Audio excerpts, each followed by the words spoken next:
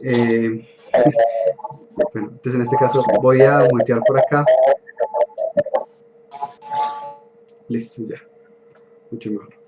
Bueno, si los muteé y no pueden hablar, me avisan que los desmuteé por el canal de chat. Cuando los muteo normalmente es porque se les olvida apagar el micrófono y hay demasiado ruido para dictar la clase. Listo. Entonces acá, nuevamente la EPS es esa entidad que le presta uno ese servicio, y cuando uno accede a un servicio médico, digamos, yo voy a consultar con el médico, uno tiene que pagar una parte de la consulta. No significa que esa atención con ese médico costará solo eso, es decir, supongamos que alguien es tarifa A. Alguien que sea tarifa A, por ir al médico, solo va a pagar por la consulta 3.400 pesos. No significa que ese servicio del médico solo cueste 3.400 pesos. Es decir, uno pagarle al médico porque lo revise a uno, pues que es alguien que estudió durante tantos años, no va a costar 3.400 pesos. Cuesta mucho más. ¿Cuál es entonces la razón de esto? Es que lo que uno está pagando acá es lo que se conoce como un copago. Uno está pagando una parte y la EPS está pagando la otra parte, de modo que entre los dos le pagamos, pues digamos, al médico para que me atienda.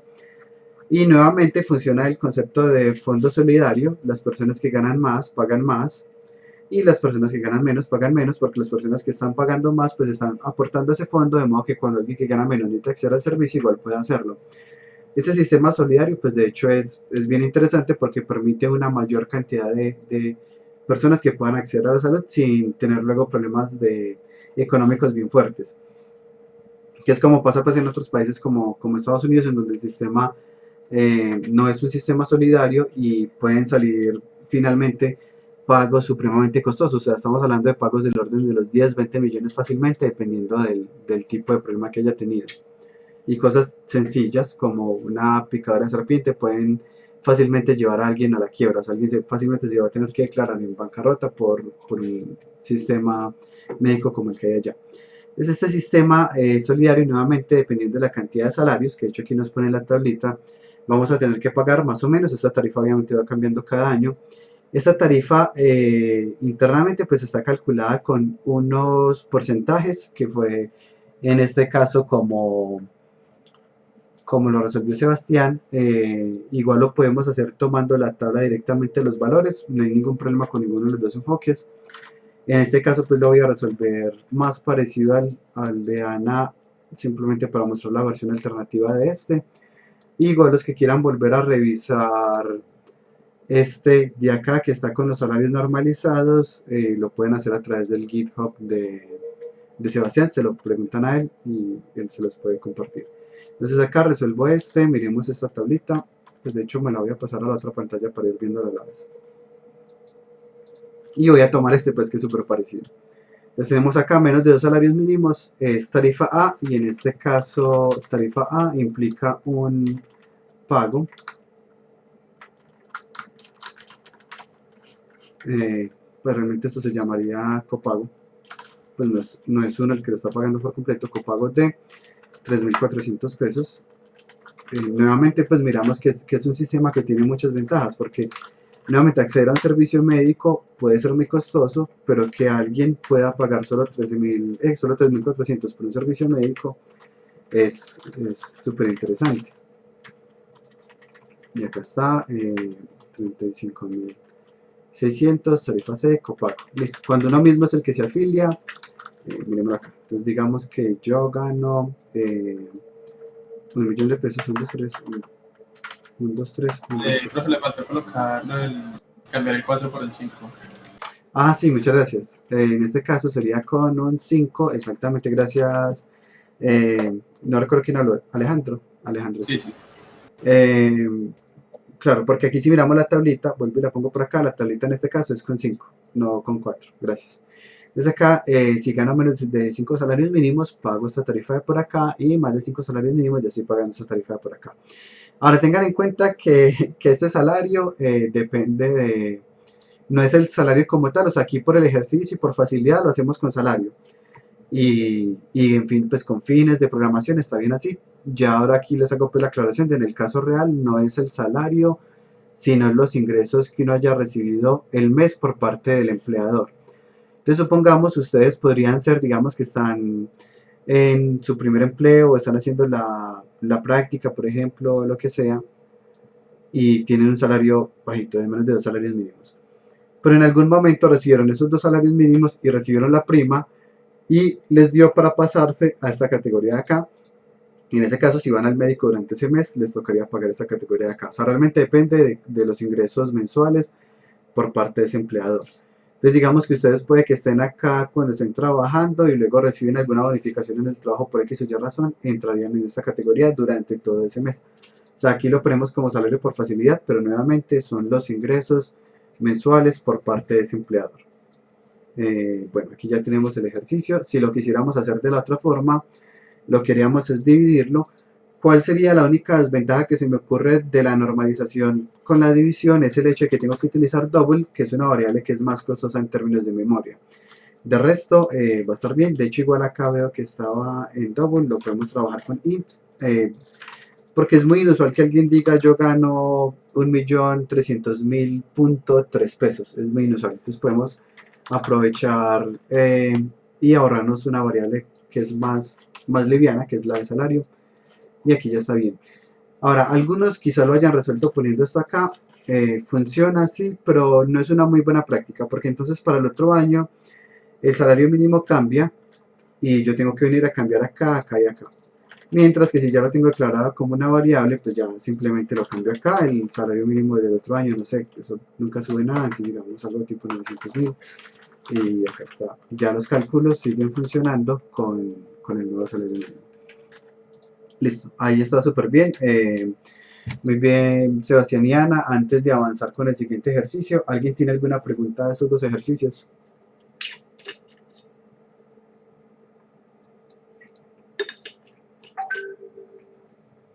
Listo, súper bien. Recuerden igual los que no tengan micrófono que pueden utilizar el canal de chat. Ahora continuemos por acá. Esto ya lo cierro, estamos por acá. Ya tenemos entonces los dos primeros ejercicios resueltos. Ahora viene el que era un poco más complicado. Nuevamente vamos a elegir a alguien al azar para que resuelva este ejercicio, lo explique. Y ya luego haré yo también la explicación de este mismo ejercicio. Y pongamos acá otro número. Y tenemos a Pablo. Pablo está por acá. Profe, sí. ¿Cuál ejercicio es? Es que yo solo El, vi dos. el de evaluación de seguridad social. Ay, yo solamente hice los dos porque no sabía que este también era. Listo, pues en este caso, yo sé que usted este ya lo tiene resuelto. ¿Usted lo tiene en su Git de pronto o no lo tiene? Como esto fue el que hicimos en clase, Ajá, si no exacto, estoy, sí. Sí. entonces está en la universidad. Listo. Entonces este se quedó en un computador de la universidad. En este caso, lamentablemente para Pablo, entonces esto bajaría por acá. Eh, Igual si vuelve y le toca ya otra llamada, pues igual se puede recuperar. Como son bastantes ejercicios a la semana, hay probabilidades pues, de que vuelva y les toque. Entonces sigo por acá. Y en este caso se me había olvidado de borrar a Ana porque ya salió una vez para que la probabilidad sea más bajito. Y también ya se me olvidó decir a Santiago Sebastián, perdón, nombre con ese. También le elimino por acá. Y en el caso de Pablo lo dejo acá igual alto, de modo que pues vuelve y le toque otra probabilidad alta de salir. Y ahora, después de estas operaciones, nos quedó por acá María Isabel. María Isabel está por acá, sí, veo que sí. Y busquemos si tiene el kit por acá. Listo. Aquí está. Y este, ¿cómo se llama? Deducciones salariales. Sí, estaba bien evidente el nombre, súper bien. Y listo, este es el que es un poco más largo. Por favor, le ponemos mucha atención a María Isabel mientras ella nos va explicando qué fue lo que hizo. Yo voy a tratar como de ir señalando las líneas y María Isabel nos va explicando un poco como lo que va pasando en estas líneas. Listo, entonces empezamos acá. Ok, ahí, bueno, le dije al usuario que escribiera si su contrato era independiente o dependiente y puse a dar programa negativo. Y en este caso, 1 para independiente, 2 para independientes. Vamos por acá. Ajá. Y ahí le di cuál era su salario mensual y lo leí y luego pasé de salario a cotización. Listo, desde aquí tenemos la base de cotización que es el 40% del salario, siendo 40 40 dividido 100, acá recomendación de entrada, mejor si ponen 0.4 que 40 dividido 100, o ponen el 40 pero 40.0 para garantizar que el computador entienda que estos son doubles. Porcentajes, ok, listo. Acá entonces Bueno, declara. ya luego ingresé el valor de salario mínimo legal vigente y declaré algunas variables que necesitaré después. Listo, súper bien. Ahí empecé con el primer condicional, que sí es el contrato independiente, y luego otro condicional para la condición de cotización menor al salario mínimo legal. Bueno, y en el ejercicio decía que si eso pagaba, la cotización se volvía igual al salario mínimo legal. Entonces eso hice ahí, lo hice igual. Ya en la siguiente línea puse al usuario ingresar la clase de riesgo, 1, 2, 3, 4, 5, y luego leí eso. Listo, súper bien. Acá, Eh, perdón, un paréntesis. Nosotros no hemos visto switch case, entonces esta anotación les va a parecer un poquito extraño a los que no la han trabajado. No significa que no pudieran hacer ejercicio utilizándolo. Maricel lo hizo de esa forma y está súper bien, pues sobre todo porque esta es una notación pues bien utilizada en esta clase de situaciones. Hago aquí la analogía. Aquí esto es lo mismo que preguntar si nivel de riesgo es igual a 1. Si nivel de riesgo es igual a 2. Miren que acá la forma en que lo estoy interpretando es la misma, solo que es una escritura diferente. Si nivel de riesgo es igual a 3. Listo, ahora sí, porfa, lo intento explicar, pues hablándolo un poco más como en términos de condicionales para que sea un poco más claro para todos. Y gracias. ok, ¿lo explico yo o ya con lo que dice basta? Yo creo Bueno, que ya sí, es la verdad sí. Y este sería el else. El suficiente. else sería cuando el riesgo es 5 o más, que sería esta de acá, y esos porcentajes sacados de la tabla. Ahora sí, listo, sigue desde acá, por favor. Bueno, entonces ahí ya estoy dándole valor a las variables que declaré antes, que era la pensión, la TS y el ARL, se la dividen dentro del switch element. Mm, eh, bueno, eso se le di con el porcentaje que nos daban y ya el salario real sería el salario que ingresó el usuario menos todas estas deducciones. Y luego con el ingreso anual sería el salario real multiplicado por 12, que son 12 meses, y ya le puse a la consola a escribir todos los resultados. Exacto, súper bien. Esta es una forma de escribir, de modo que le quede un poco más organizada la anotación. Eh, no se preocupen pues mucho como por esa anotación si les parece un poco extraña. Básicamente aquí está mostrando el resultado. Súper bien, ahora miremos que este else vendría siendo de este caso de cuando la cotización es mayor al salario mínimo legal vigente. Este es el caso que vamos a analizar. O sea, todavía estamos en el caso independiente, pero ahora con un salario mayor perdón, con una base de cotización mayor al salario mínimo. Exacto. Bueno, entonces ahí otra vez ingresé su nivel de riesgo, luego leí ese nivel de riesgo y nuevamente el caso switch, que es como ya les había explicado al profesor, es como los condicionales. Ahí saqué la ARL, luego declaré las mismas variables que antes, pensión, EPS, el salario real sería lo mismo, el salario menos las deducciones, el ingreso anual que es el salario real por 12 meses, por 12, y nuevamente la consola lo escribe. Eso, súper bien. Y ahora este else que vemos acá es el caso cuando ya no es independiente, obligatoriamente pues significa que es dependiente. Este ya es un poco más corto y vienen los dos casos otra vez. Cotización menor a salario mínimo legal. Ahora sí, sigue desde acá, por favor. Ok, ya la cotización se vuelve el salario mínimo real, que es la condición que nos dan en el ejercicio. Ya no hay ARL porque pues, la tablita decía que era cero. La pensión sería, bueno, ya los valores, la EPS también los mismos valores que antes, solo que con porcentajes diferentes. El salario real es igual que antes, el salario menos todas las deducciones, el ingreso anual es el salario real por 12 y nuevamente la consola describe todo eso. Listo. En este caso, en salario anual hay algo que faltó acá y es que si yo soy dependiente, yo recibo algo adicional. Recuerda de pronto que Ok, es... sí, eso en la consola describí al final. Perdón. Listo. Ya. Sí, sí, Exacto. sí. Ya, aquí está. Dice, Listo. el ingreso, la bonificación era un salario, en la consola dice que hiciera esa operación rápido para no tener que declarar otra variable. Listo, súper bien, listo. No, entonces sí se está bien. En este caso la suma se está haciendo aquí cuando se imprime. Yo prefiero pues que las operaciones no las hagan, o sea, como mostrar mensajes y las operaciones lo mantengan aislado por una razón que trasciende un poco. y es que la visualización de la información va a depender un poco de la plataforma. Aquí estamos hablando de una consola negra, pero luego yo aquí digo, voy a llevar esto para Unity, voy a hacer un formulario más bonito con interfaz de usuario, para Java, lo que sea. Entonces, como yo todas las partes que desean mostrar información, las borro porque pues ya la información la mostré en interfaz de usuario. Entonces ahí borré una operación y no me di cuenta. Entonces tratemos de mantener operaciones y mensajes un poquito aislados. Ahora, para el ejercicio obviamente no hay ningún problema, solo pues hago como esta observación. Y si miramos este último caso, es cuando ya la cotización es mayor al mínimo, pero todavía siendo dependiente, entonces nuevamente la ARL sigue siendo 0 y hace los mismos cálculos. Ahí ya está muy bien, Marisabel. Ya yo sigo desde acá. Listo. Listo, gracias, Marisabel. Entonces ahora este programa está bien, pero si miramos está largo, pues de hecho está un poco más largo de lo que sería necesario. Se puede haber optimizado mejor.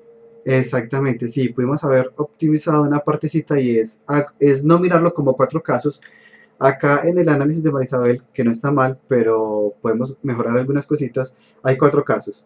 Independiente con base de cotización mayor al mínimo, independiente con base de cotización menor al mínimo, dependiente con base de cotización mayor al mínimo, dependiente con base de cotización menor al mínimo. Pero estos 4 casos realmente necesitábamos 2, independiente y dependiente, y estos 2 los pudimos agrupar en una sola condición que fuera antes de las otras condiciones. Entonces voy a empezar a replicar este ejercicio acá. Entonces, pues de hecho, aprovecho y me robo esta partecita acá. Lo que puedo usar el mío, que está bastante corto, tiene 72 líneas, 71 líneas. Listo, miremos entonces, partamos desde este de acá. Deducciones salariales. Y listo, entonces acá miramos, sí, este puede estar un poco más como lo que quiero explicar. Vamos acá. Voy a tomar este código.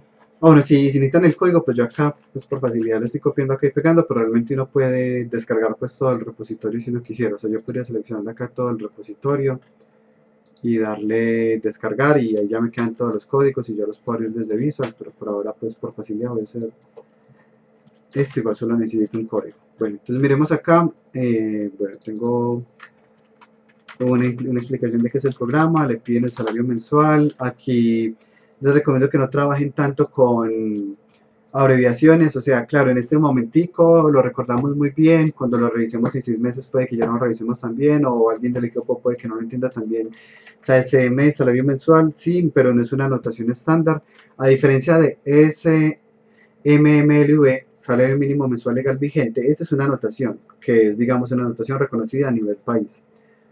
Entonces, en ese caso, pues tiene sentido que yo llame la variable de esa forma. Pero cuando no es una anotación universal, pues universal entre comillas, o al menos a nivel del contexto en el que estamos trabajando, es mejor que evitemos las abreviaciones, así el código nos queda un poco más largo. Miren que acá hay varias veces que está el SM, yo cambiarlo uno por uno sería mucho más lento. Lo que voy a hacer es que me voy a parar sobre la variable, voy a presionar la tecla F2 y la voy a cambiar por salario mensual. Le voy a aplicar y ya todas me las cambió. Ya en todas me las cambio por salario mensual. Sin necesidad pues de ir a borrar una por una. Control F2. No, solo F2, solo F2. F2. Recordemos que esto es notación de Windows en general. La notación de Windows es que si uno quiere renombrar un archivo, yo le doy clic y le presiono F2. Eso es notación de Windows. Pasa lo mismo en Unity. Yo quiero renombrar algo, F2. Solo que en Visual, renombrar es un poco más avanzado porque renombrar implica cambiar todas las variables que tenían ese nombre. Pero sigue siendo el mismo concepto Windows. En Windows, para renombrar algo, F2. Listo, tenemos aquí tipo de contrato, nuevamente, tipo de contrato, como son 2 palabras, la segunda palabra con mayúscula inicial, no es que esto vaya a afectar el programa, esto es por términos de hacer el programa más legible. Eso es muy importante, recuerden también acostumbrarse a anotar comentarios en el código de modo que sea más fácil de leer.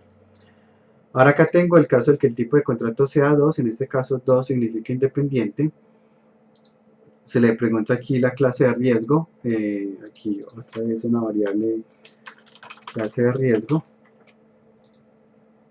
y bueno, yo miro acá, listo, en este caso tipo de contrato, bueno, acá está bien, sin embargo si miramos, acá tengo esta condición tipo de contrato 2 y esta que dice tipo de contrato 2, son la misma, Así que yo realmente no necesitaba este condicional. Yo puedo ahorrarme esto poniendo todo esto dentro del segundo condicional. Eso sí, o sea, traten de evitar tener dos veces la misma condición declarada, no tiene sentido y es costoso para el procesador. Los condicionales son costosos para el procesador, no significa que no los vayamos a usar, tenemos que usarlos, o sea, no es posible llegar a ciertos programas sin condicionales. Pero si tengo dos condiciones exactamente iguales, las agrupo en una sola condición. O sea, nuevamente los procesadores y los condicionales no son súper amigos, siempre les va a costar trabajo ejecutarlos. Entonces, bueno, acá, de hecho esta parte me la llevé sin esta de acá. Entonces vuelvo y lo pongo por acá, igual ahorita lo voy organizando. Listo, entonces veamos por acá. Esta es la forma en que podíamos ahorrarnos las 4 condiciones que tenía en este caso María Isabel, y es con una sola condición acá. Entonces yo calculo la base de cotización, la notación en Colombia es IBC, índice de base de cotización, es el salario mensual por punto 4, nuevamente, ¿por qué? Porque estamos hablando del 40%, nuevamente prefiero que utilicen esto a división, o si hacen división deben hacerlo de esta forma, de modo que garanticemos que el computador me entienda, esto es un número tipo doble, pero le podemos ahorrar una operación si ya hicimos la división nosotros, que es esta. Ahora aquí, salario mensual mínimo, salario mensual mínimo, salario mínimo mensual legal vigente es esta, y preguntamos si esto es menor si el índice de base de cotización, si la base de cotización es menor al mínimo, la base de cotización pasa a ser el mínimo.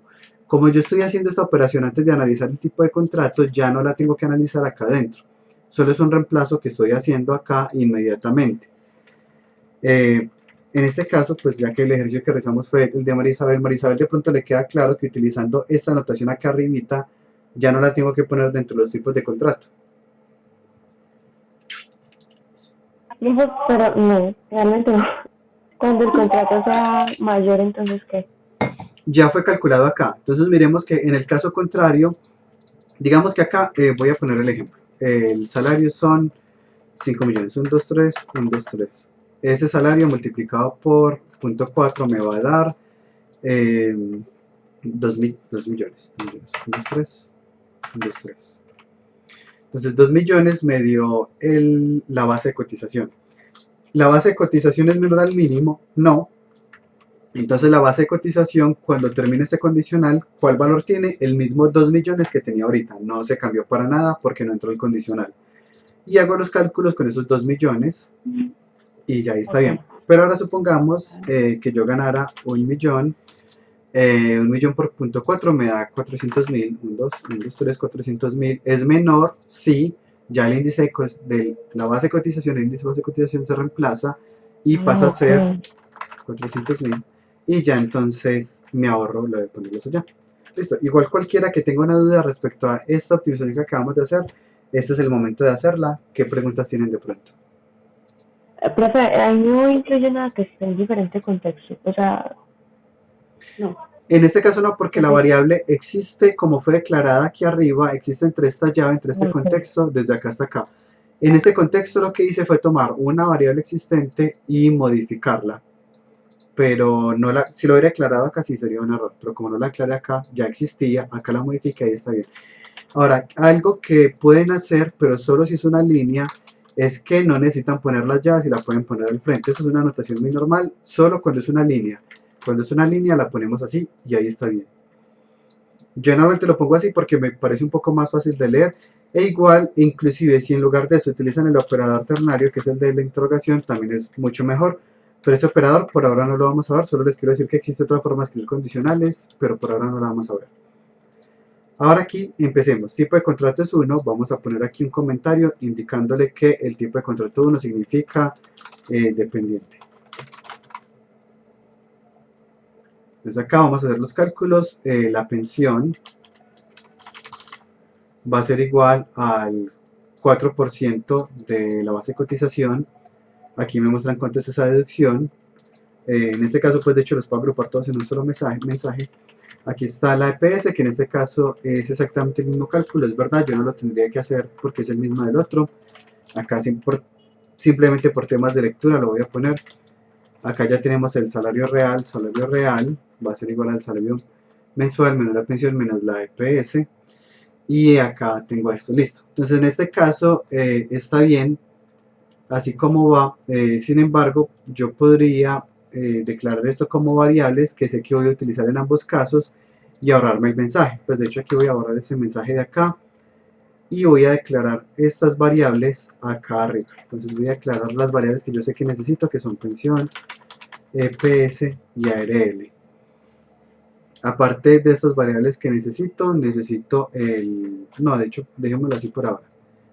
Y les puedo dar un valor inicial de 0 porque todavía no las conozco. 0, 0 y 0. Aquí ya está. Declaré las variables como aquí ya las declaré. Acá solo las voy a modificar. Y en este caso, inclusive esto no lo voy a calcular acá. Voy a aclarar otra variable.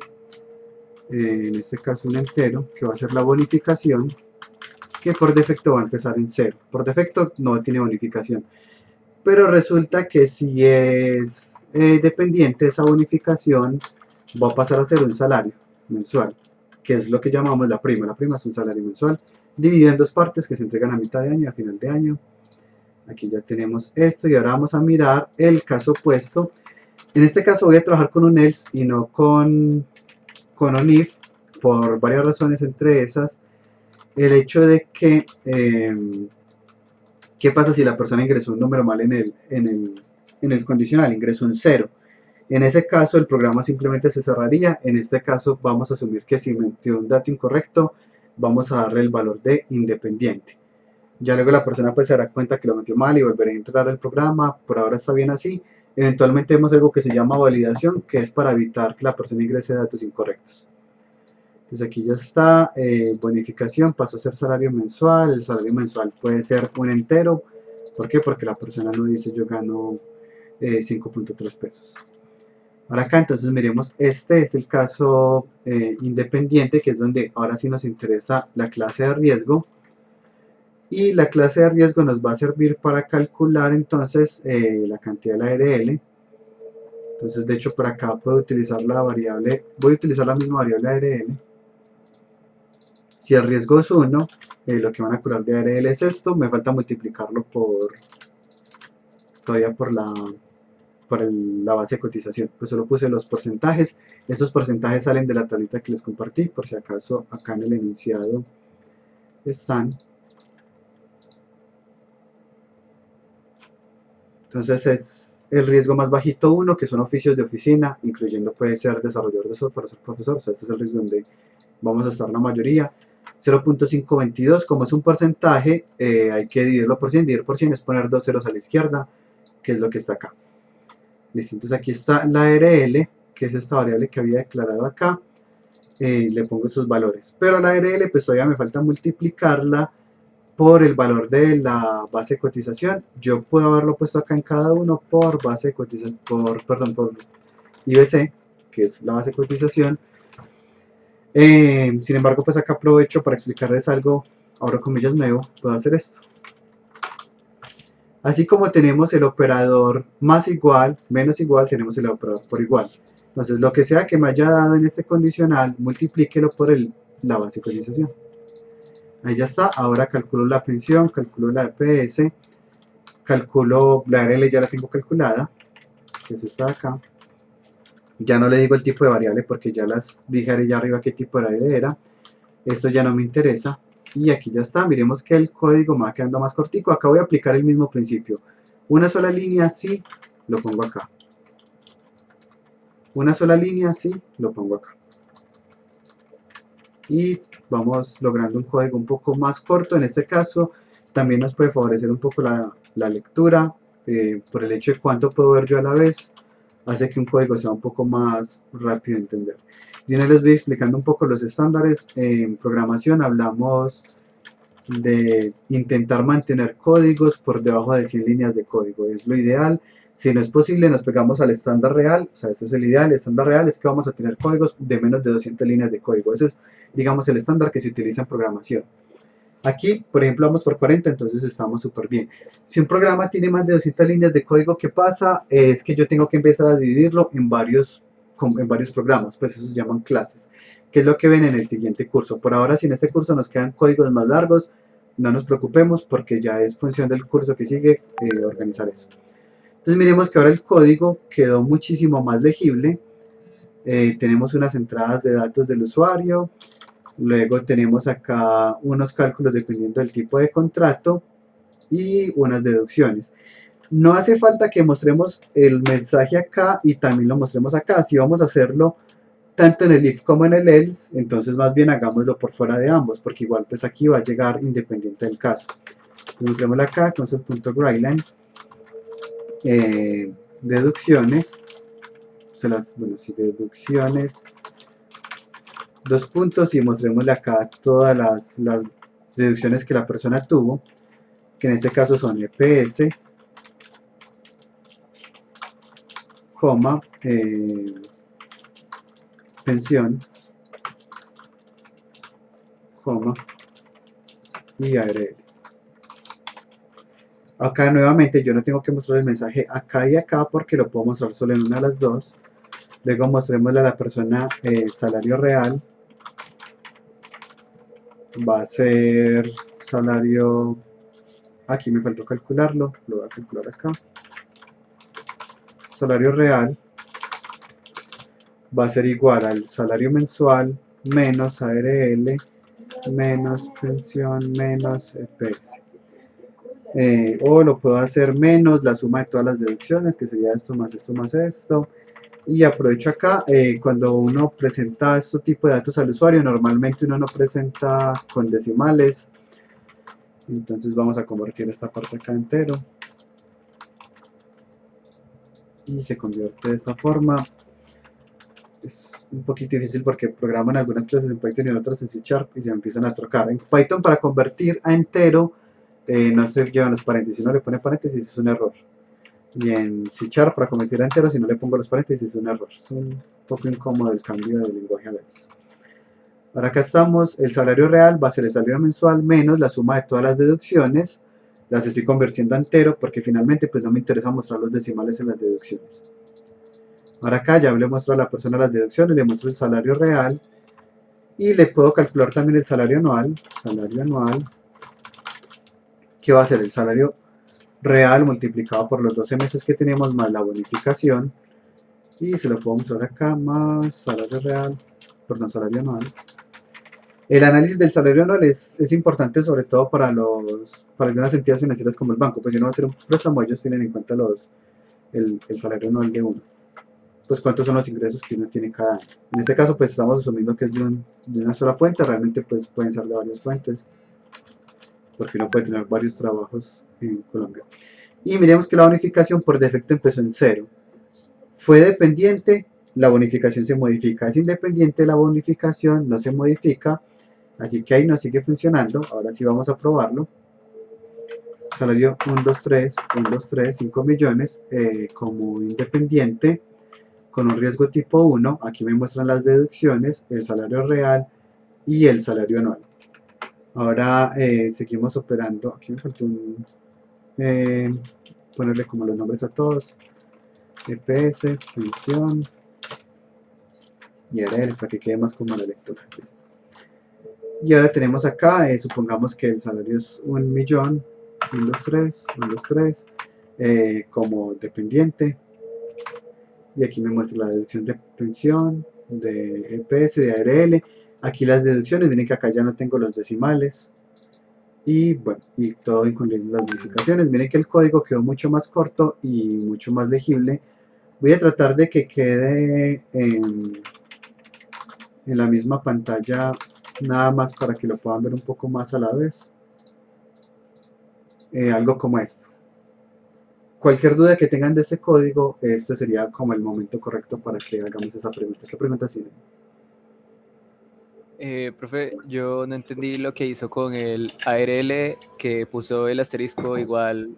Listo. No, súper bien. Eso, muy bien que haga la pregunta. Entonces miremos que el ARL, igual que cualquier otro, siempre se calcula con un numerito, dependiendo de ciertos valores que definió el Estado, en este caso digamos 4% multiplicado por la base de cotización. Siempre es así. Lo mismo la ARL. O sea que yo con la ARL cuando aquí me dicen que me van a deducir 0.522%, pero 0.522% ¿de qué? De la base de cotización.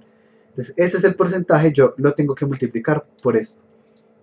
Entonces, yo acá lo puedo multiplicar por este, por este, por este, y así. Y lo hago en todas las líneas. Y funciona. O sea, esto aquí está bien, y ahí ya tengo calculada la ARL, no hay ningún problema. Antes de responder la pregunta, si lo escribo así, ¿es claro la solución, Brian?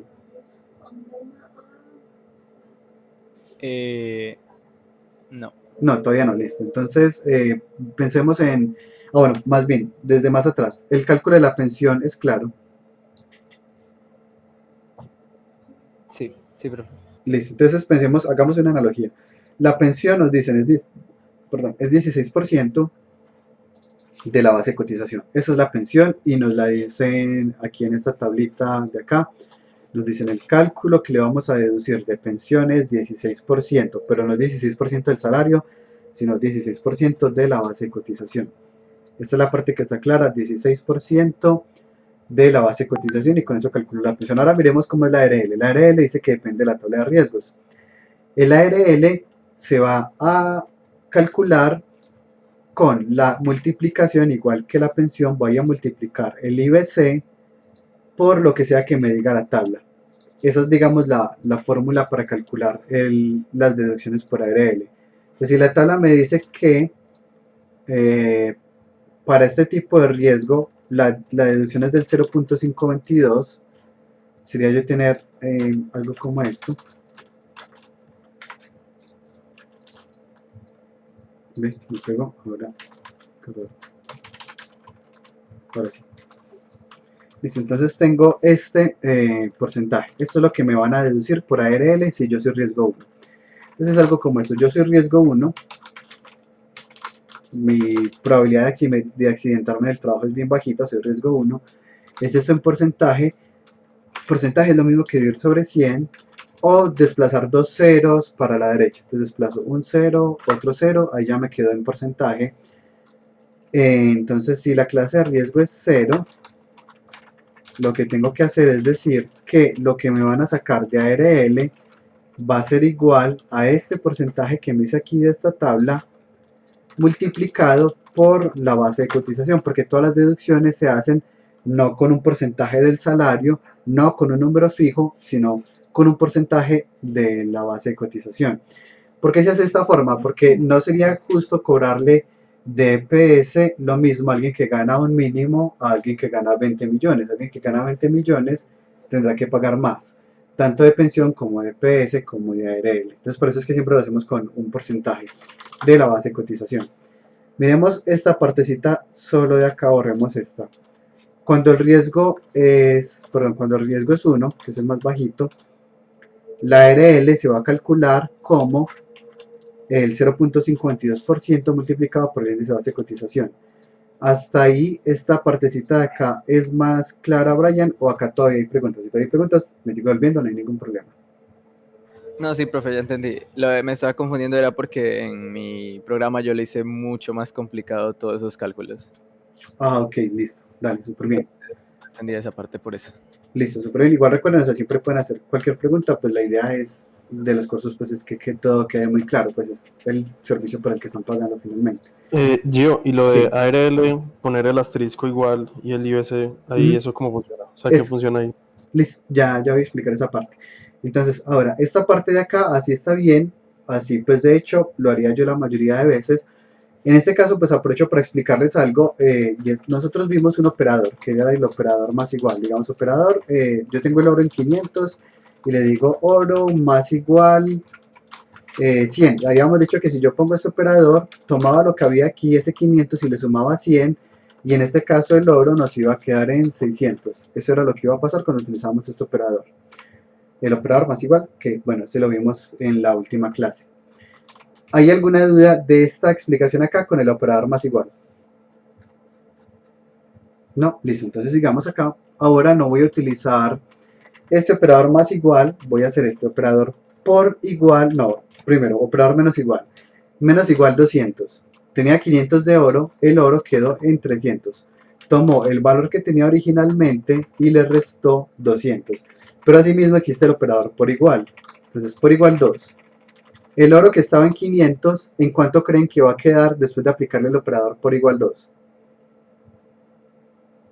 En 1000 pues se multiplica. Exacto, quedó en 1000. Ok. Este operador lo vamos a utilizar mucho, pues de hecho también para las bonificaciones que pasan en muchos juegos, digamos Overcooked. Bueno, Overcooked es un juego de cocina muy chévere para los que no lo han probado. Tiene modo grupal hasta 4 personas, bien interesante. Hay un tema de propinas. Esas propinas funcionan como un multiplicador. Entonces, si uno lleva una racha muy buena de entrega sin equivocarse, el operador se pone por igual 2 y ya todas las propinas que uno recibe el doble de propina. Porque está el operador por igual 2.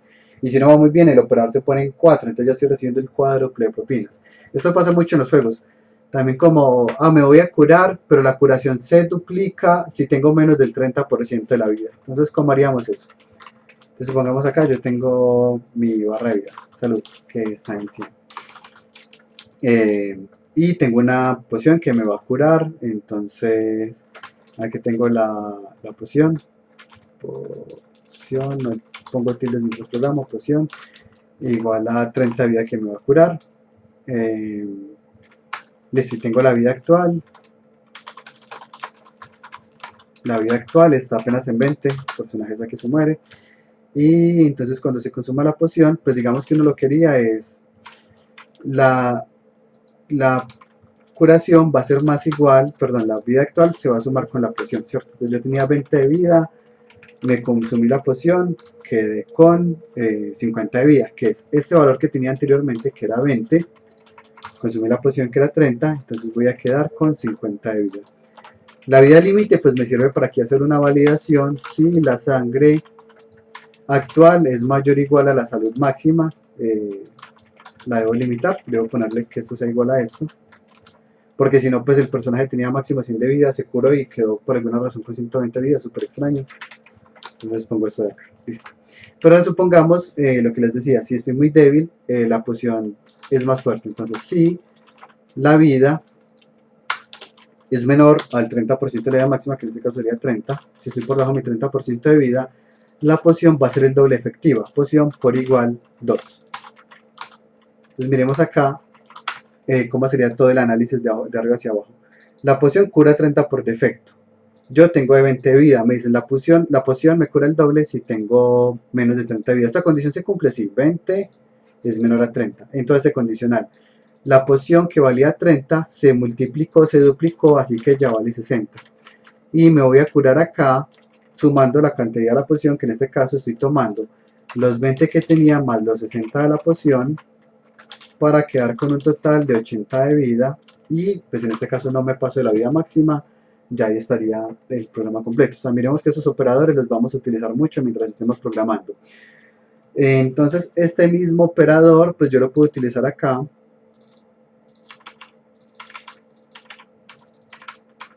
y decirle lo que sea que tenga en la variable ARL, que en este caso va a ser uno de estos numeritos, todavía me falta multiplicarlo por el IBC. Listo, si todavía esta parte del operador de la multiplicación todavía no lo tienen claro, no hay problema, lo ponen acá arriba, que este tema lo seguimos trabajando. Pero igual, antes de avanzar, si tienen una pregunta en este mismo momento, aprovechemos. ¿Qué pregunta tienen? Quedó claro. Listo, súper bien. Entonces ahora ya tenemos este código, nuevamente miremos que el código se va haciendo mucho más cortico en la medida en que hagamos ciertas agrupaciones. Entonces, ¿qué nos queda de conclusión de este código? Este código es digamos, el primer problema difícil al que se enfrentan, tiene varias condiciones. Lo importante es tratar de pensar cómo vamos a hacer las agrupaciones. En este caso yo lo agrupé en dos grupos, tipo de contrato dependiente y tipo de contrato independiente. Pero hay que hacer algunas validaciones. Estas validaciones las vamos a hacer antes, esto llamémoslo una validación, antes de los casos grandes, de los grupos grandes. Tengo que validar, por ejemplo, yo voy a hacer un juego en donde la persona va a seleccionar su personaje, puede seleccionar entre un personaje melee, alguien que tiene una espada o alguien que tiene un arco. Listo, la típica pues, selección en RPG. Entonces ahí hay dos opciones grandes. Entonces pensemos como si hubiera un condicional aquí y otro condicional grande. Pero aparte hay otra condición adicional y me dicen, si el personaje es nivel 1, vamos a mostrar una historia diferente porque tenemos que hacerle como un contexto adicional. Entonces acá, antes de yo entrar, si es guerrero y luego mostrarle la historia porque es la misma historia y pues me queda aquí más largo, caso contrario es arquero y mostrarle otra vez la historia, más bien se lo hago aquí antes de las dos condiciones, le muestro lo que tengo que mostrarle, hago esa validación desde antes y luego ahí sí los grupos grandes. Siguiente, como elemento que quiero que logremos interiorizar un poco, condiciones de una sola línea, no de dos líneas, de una sola línea se pueden hacer ahí mismo derecho. Si yo luego acá pongo, digamos, x igual a 3, ya eso son dos líneas. ¿Por qué? Porque el punto y coma me indica finalización de línea. Entonces en ese caso no aplicaría, solo para una única línea. Y siguiente, si yo tengo que mostrar mensajes, pero resulto mostrando el mismo mensaje en esta condición y en esta condición, pues para que escribo el código dos veces, más bien si sé que es exactamente el mismo mensaje, lo muestro afuera después de las dos condiciones. Eso es básicamente. ¿Alguna pregunta antes de mudarme al otro que les quiero mostrar? No, súper bien. Recuerden que igual las clases quedan grabadas. Entonces cualquier momento que quieran repasar esto, vienen a la grabación que está en el canal de YouTube y ahí lo repasan. Ahora lo que les quiero mostrar es asociado a la tutoría pasada, algo muy cortico y es la parte de las fórmulas. Esta fórmula, que es la fórmula general para despejar ecuaciones de la forma x al cuadrado más bx más c, vi que la escribían mal varias veces mientras programaban. Entonces voy a explicar como cuáles eran esos errores. Porque fue un error muy común, no es que lo haya visto en una tutoría, lo vi en casi todas las tutorías. Antes de esto, pues explico el contexto, qué es esto, pues resulta que, ya se los había dado igual, a veces necesitamos despejar ecuaciones de la forma ax al cuadrado más bx más c igual a 0. Yo porque voy a necesitar despejar algo como esto, hay muchas razones, voy a poner acá un contexto rápido de tiro parabólico. Tiro parabólico, podemos calcular la altura del objeto, o sea, el objeto va cayendo cada vez más rápido porque la gravedad lo está jalando hacia la Tierra. Y entonces la ecuación que nos permite calcular un tiro parabólico es y sub 0 más velocidad inicial por el tiempo más la aceleración, que en este caso es la gravedad, que la gravedad es negativa, entonces pongamos de una saca un menos la gravedad, pues menos 9.8 por el tiempo al cuadrado. Esto dividido 2, esto aproximado a dividido 2 da como 4.5, 4.9 creo, 4.9. Entonces supongamos que yo quiero saber cuándo esa pelotica que iba cayendo, en qué momento tocó el piso. Cuando yo sé que tocó el piso, y vale 0, o sea, yo sé que y me permite calcular la altura en todo el momento. Pero me interesa saber cuándo tocó el piso. El piso ya es cuando y vale 0. Miremos que tengo esa misma ecuación de la misma forma que acabo de escribirles ahí. Ax al cuadrado más bx más c. En este caso, a va a ser igual a el que acompaña a la ecuación al cuadrado, menos 4.9. B va a ser igual a b sub 0, c va a ser igual a y sub 0. Que esto finalmente son números, estos son números que saqué de otras ecuaciones o me los dieron al inicio del problema, lo que sea. Cuando yo tengo estas ecuaciones de esta forma, yo puedo sacar estas constantes a, b y c, y para poder encontrar el tiempo, en este caso pues la variable independiente es el tiempo, para encontrar la variable independiente puedo hacerlo a través de la ecuación cuadrática, que es esta de acá. Entonces utilizo este A acá, utilizo esta C acá, esta de acá, los reemplazo y me van a dar dos valores. ¿Por qué dos valores? Porque esta ecuación tiene un más y la tengo que repetir luego haciéndola con un menos. La misma ecuación la hago dos veces. ¿Por qué la hago dos veces? Porque si es de orden 2, si es cuadrática, hay dos posibles soluciones. ¿Cómo sé cuál de las dos ecuaciones voy a tomar? Si me dieron dos soluciones, ya depende del contexto. En el contexto de física del tiempo, el tiempo negativo no existe. Si una solución me dio menos 3 y otra 5, pues tomo la de 5 porque menos 3 no tiene sentido. Ahora, esta ecuación tiene unas restricciones con el determinante y ese fue el ejercicio que hicieron durante la tutoría. Lo que quiero en este momento es que vean esto de acá. Esta es la ecuación correcta, esta es la ecuación que copiaban a veces. Esta obviamente no es, en esta el denominador no me está cubriendo todo y para acabar de ajustar la A está arriba. Miremos cuándo pasa que escriben esta ecuación y sería acá. Algunos me escribían algo como esto. Voy a aclarar acá las variables, double a, b, c. No les voy a dar un valor inicial porque simplemente quiero la fórmula. Entonces double x1 va a ser igual a menos b más raíz del discriminante. El discriminante es la parte que entre la raíz, que es b cuadrado menos 4 por a por c, menos raíz del discriminante, dividido 2, que multiplica a. Si escribe la ecuación de esta forma, esto tengo que darle valores iniciales, para que no me salgan errores. Listo. Si escriben la ecuación de esta forma, que están viendo en este momento, esta forma de ecuación es esta que está acá, que obviamente es un error. ¿Por qué me la está haciendo de esta forma? Porque yo le estoy diciendo, bueno, lo primero, ¿cómo funcionan las calculadoras y el computador? Primero hace divisiones, ¿cierto? Pues primero resuelve los paréntesis de adentro, etc. Pero cuando todo es al mismo nivel de paréntesis, primero hace las divisiones. Entonces hizo esta división, aquí está, hace la división. El resultado de la división lo multiplica por a. Y finalmente a eso le suma menos b, porque primero hace divisiones, luego hace multiplicaciones y luego hace las restas. En este caso la parte de acá la resolvió primero porque está dentro de un paréntesis. Eso sí, después de matemáticas siempre se resuelve lo del paréntesis más pequeño. Entonces en este caso esta no es.